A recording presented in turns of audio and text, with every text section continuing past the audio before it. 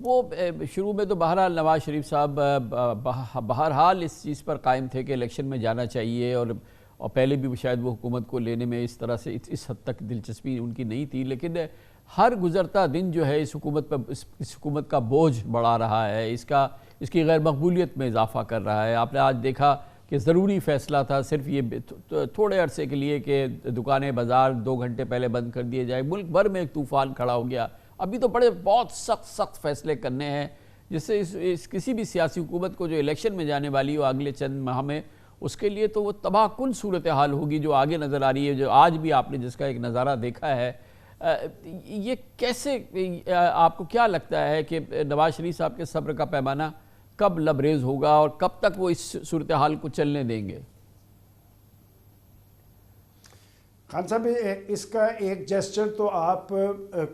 مریم نواز سے شریف کو جو دیا سیاسی اور تنظیمی رول ہے وہ بڑا امپورٹنٹ ہے، اور آپ نے درست کہا کہ آنے والے وقت کے اندر بھی مشکل فیصلے کرنے ہوں گے۔ جہاں تک آج کے فیصلوں کا سوال ہے تو بات یہ کہ فیصلے کرنے بڑا آسان ہوتا ہے، فیصلوں پہ عمل درآمد بڑا مشکل ہوتا ہے۔ دنیا بھر کے اندر اگر 9 سے 6 بجے تک تجارتی سرگرمیاں جاری رہتی ہے تو پاکستان میں کیوں نہیں ہو سکتی؟ میں سمجھتا ہوں کہ ہماری حکومتوں کی رٹ نہیں ہوتی، ہماری انتظامی مشینری کی صلاحیتوں کا فقدان ہے، جس کی وجہ سے حکومتی فیصلوں پہ عمل درآمد نہیں ہو پاتا۔ اور جہاں تک آپ نواز شریف صاحب کی بات کرتے ہیں، دیکھیں اس میں بالکل آپ نے درست کہا کہ اس حکومت کے برس اقتدار آنے کے بعد سے جو صورتحال طاری ہوئی ہے اس پہ نواز شریف صاحب پریشان تھے اور ہیں، اور میں سمجھتا ہوں کہ اسی وجہ سے اب جو تنظیمی محاذ ہے، سیاسی محاذ ہے، یہ مریم نواز صاحبہ کے پاس جا رہا ہے، اور حکومتی محاذ جو ہے وہ شہباز شریف صاحب کے پاس ہوگا۔ اور تلخ بات یہ ہے کہ مریم نواز صاحبہ کو اس رول دینے کے بعد مجھے جو حکومت میں شامل کچھ لوگ ہیں